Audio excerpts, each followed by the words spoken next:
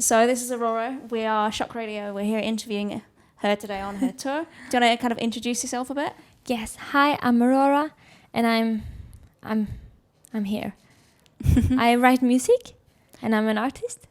Do you want us to kind of try and sum your music up in kind of 3 words for our listeners? It's very emotional, quite nature-esque, and maybe slightly eclectic and or schizophrenic. Depends what song you listen to. Interesting that you should mention it being kind of nature-esque. I was going to ask you a bit later in the interview. I came across something that said that you stayed with Tom Rowland of the Chemical Brothers while working on their album. I saw that you kind of freaked them out a bit by going on a really long walk in the woods and disappearing. Is that something that you do often while you're recording and writing? No, not that often while I'm recording or writing. I write all the time because I can't help myself. But when I was a child and had more time off than I do now, I often got lost in the woods. But I know how to get home by the stars. Oh, really? At home, you have to kind of, because there's a lot of woods where I grew up. But yeah, I got lost outside Chemical Brothers or Tom Rowland's house, and there's no connection for the phones, so they couldn't reach me. And I found this bar in the woods. In the woods? Or like by a street, but on the other side of the woods. And I had a beer. It was very cozy for me. Cozy for you, maybe slightly worrying for them. Okay, that's lovely. While you've been on your travels, have you found any kind of particularly special or interesting places like that? Oh yes, I have. It's not often I have so much time to really, do what do you call it? Not research, explore. I don't often have time for it, especially because we're often in the cities. When we're on tour, and I don't really like cities that much. I don't like crowded places, which I know many people like me don't like either. So I know it's relatable. But yes, sometimes on festivals it's easier to find some exciting. I really love forests, and it's very interesting how different they can be, compared to where you are on the planet. It's very interesting. Yeah, for sure. I mean, you can get a lot of kind of different. I guess all the different trees and stuff can kind of resemble where you are in the same way that when you're in a city, all the different architecture can kind of not decorate, illustrate where you are. Yes, and it gives off very different energies. I write very different types of music compared to what surroundings I'm in. Oh, really? Yeah, and it's very, very interesting, especially with the nature, how it kind of sends off very different energies. If it's thriving, if it's dying, if it's hungry or thirsty, if it's dry or wet or wild, and I don't know, it's really poisonous, or not. It's really interesting. It's very one of my favorite things to explore. It's really interesting. So if your environment influences you kind of the music that you're writing and the art that you're making, do you have any sort of particular rituals that you follow to kind of shape what you're writing at that time? Well, I don't know. I just write. And I need to be alone. I like to find the most quiet place with only the natural sounds, like the bugs or the wind in the trees, or the way your feet sound when they hit the ground. Those kind of sounds are really inspiring to me. I really find the lack of sound also incredibly inspiring. So quiet places I seem to hunt for. And then I think I'm very inspired by music because of the escape it gives me. It doesn't demand anything of you. It's just there for you, and it's smaller than you and bigger than you at the same time. So it's quite an interesting existential situation, I think, to be in nature. And I hope to kind of give the same escape and comfort in the music. So that's the essence I try to capture. I think you definitely capture that in a lot of your music from what I've heard. It's really nice how kind of you illustrate a lot with when you're writing. So the listener can kind of take themselves into whatever environment you're building, I guess, around you with your music. So that's really great. Thanks. So if nature kind of influences or informs your music quite a lot, are there any other kind of disciplines or theories or whatever that you'd say also influence your music? I am very. I'm quite. I like to be a philosopher. I like to think, and to kind of go through every aspect and every side of every conflict that you see. Yeah. And it's very inspiring to me, the human psyche and the way we complicate things and the way we forget and the way we overreact and undermine and the way we stump emotions and maybe feed the wrong kind of emotions. Yeah. It's just really interesting to me, the human psyche.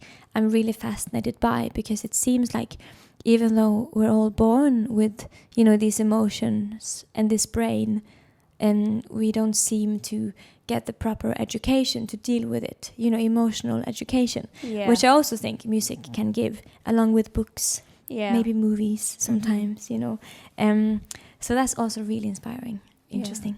Yeah, I completely agree that music can be a really nice, not just look into the soul, but a look into kind of the human. It's a very human thing to do, isn't it, to make art? It is.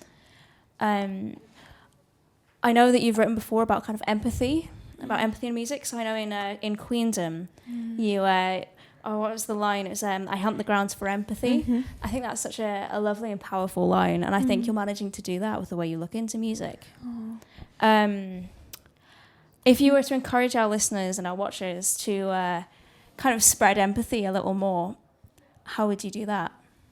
Well, I think the easiest, or like the first step into having, kindness to offer to anyone is to really, have the room for it, and to make sure you have the energy for it, to feed whatever gives you the kind of spark in life. People seem to spend a lot of time to look at themselves from the outside and compare ourselves and put pressure on ourselves to be something that we never can be, which I think you know what I mean.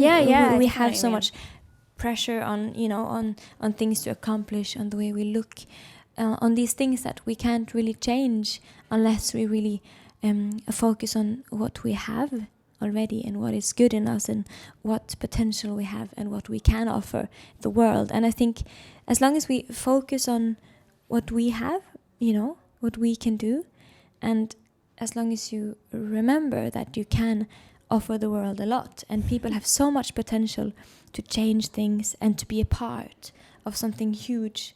There's no revolution in anything without just people, one by one, gathering together. So it's very exciting to think that we have, especially now these days, we have this big chance in front of us to be a part of, to be on the right side of history in the battles for, if it's for the nature, for the animals, for the women, for same-sex love, for, that you can show your emotions, all of these things that are really exciting. I don't know if I lost your question. No, I think you got it perfectly. Just be good. Just about spreading empathy. So do you think music will allow you to be a part of that kind of bigger picture and being on the right side of history? I definitely feel, there's no simpler or more obvious thing to me than the basic concept of equality, wherever that may be. If it's looking upon every other living thing as equals, every gender, every whatever, just make sure that we treat everything that has emotion, everything that has life, equal to how we would treat ourselves. I think we can reach very far. And it's kind of about saving the soul of humanity now.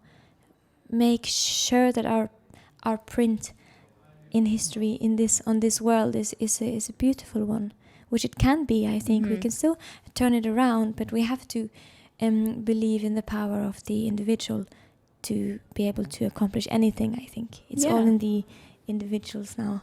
Yeah. Really exciting. How do you feel you explore some of those themes in the album that you put out this year? Well, this album, A Different Kind of Human, Step 2, is more openly political than my previous babies. And because I usually focus a lot of the inner processes of emotions that we can't really understand or understand how to show, which makes us sick. But this album, I wanted to just I wanted to speak more about things I care about and to kind of just remind people of something that I think is already inside of us, because we are very, I think humans are naturally good. Yeah, as long as and I think it's already really natural for us to care about something bigger than ourselves if we just are reminded of a different perspective. Because I think especially social media, even though there's an entire world in those small devices, it's still narrowing down our perspective on what is important and what matters, what is good for us in the long term, and what is true happiness and what is false happiness. And I think it has disturbed us a bit. So I think it's good. I don't know, what I wanted to do with the album is just to remind people of the goodness, that is obviously already there if you just have an extra check-in on it. If you reach into yourself a bit. And you know that you have, because I believe in people so much, and in the individuals. I believe in my fans. Okay, fantastic. So you released that album, A Different Kind of Human, as a part of like a 2-part collection, along with Infections of a Different Kind. How do you feel having an album spread out across 2 pieces worked out for you? Did it achieve what you hoped to achieve? Well, I just wanted to...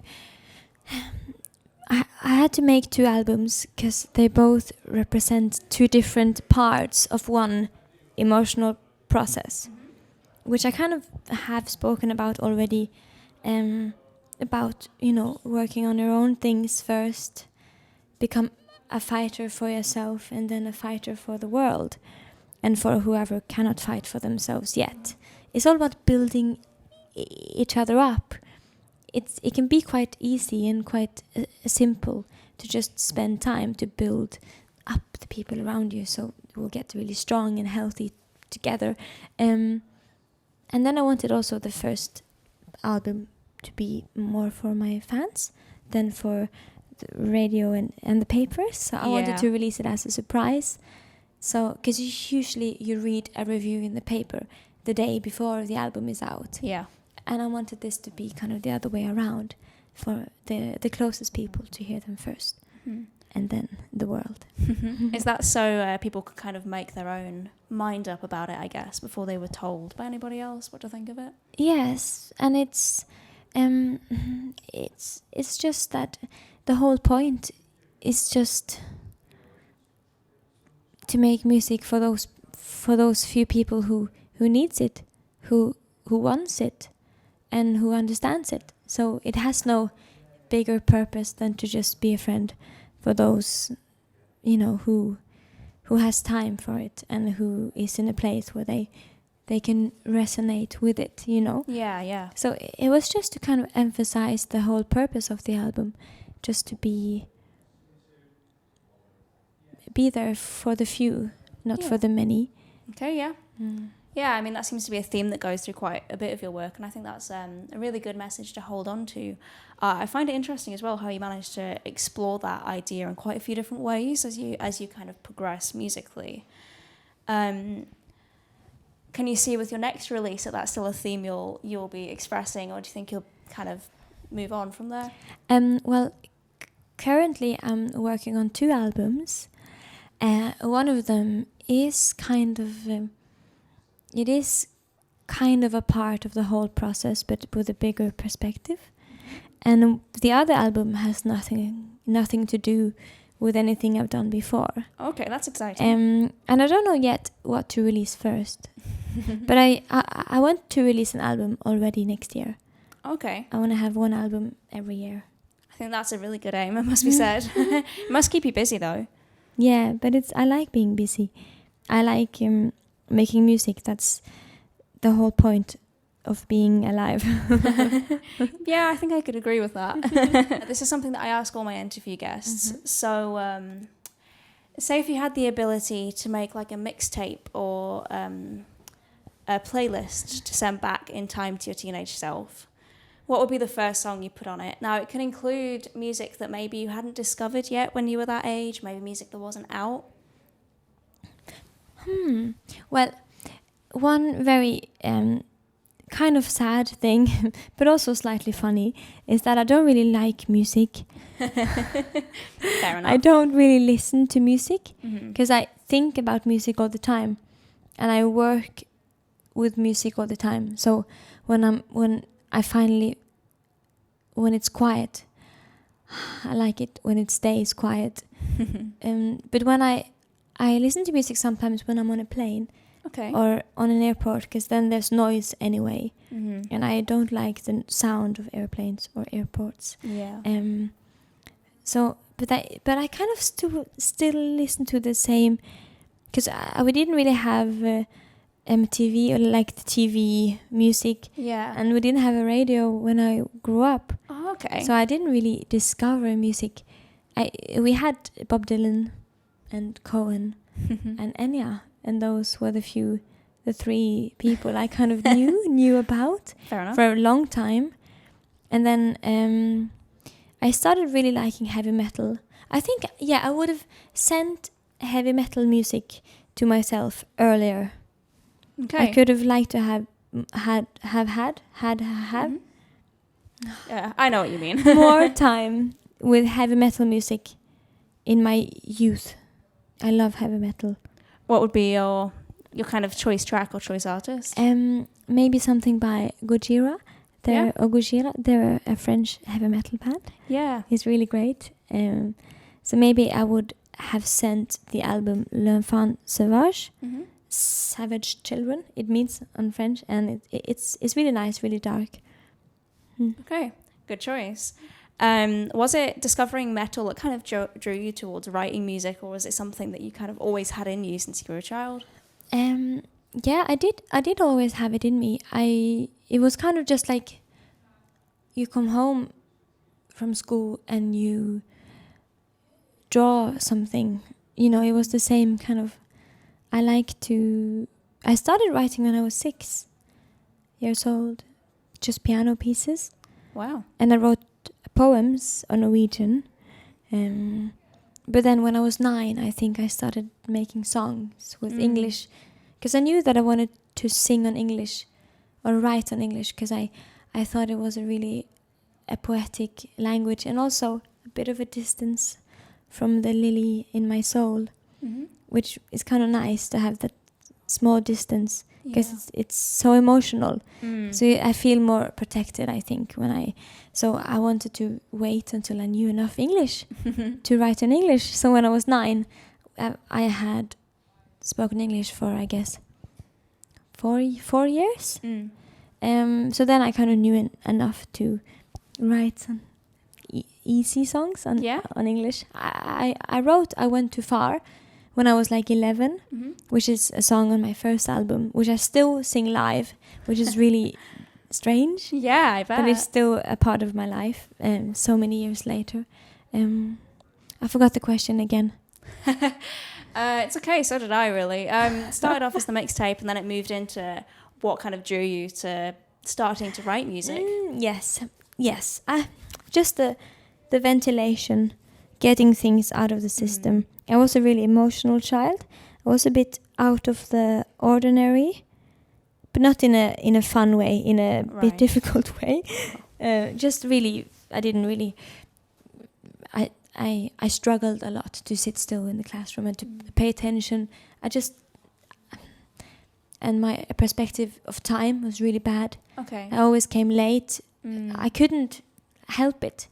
I was just not here. Yeah. But I found school really noisy and stressful, and people had so many emotions and things, and so I found it really extreme. So I think music helped me a lot to kind of just ventilate. So that was why I started making music, I think, just for my own personal wellness. So where can our listeners catch you on tour later this year? If you're really fast, you can catch me. I'm doing quite a lot of cities in Norway, actually. So if you ever want to see Norway, we have people there too, and beer. So just come. I mean, what more do you need? What more do you need? We also have toilets. I guess you need those. Private toilets. No, I'm actually coming back to England. Okay. It's been quite a long time since I've done more than 2 cities in England on a tour. But I'm coming back in the beginning of November, I think. It certainly rings a bell to me. For like 2 weeks or something. Yeah. I'm coming to Manchester again, which I'm really excited about.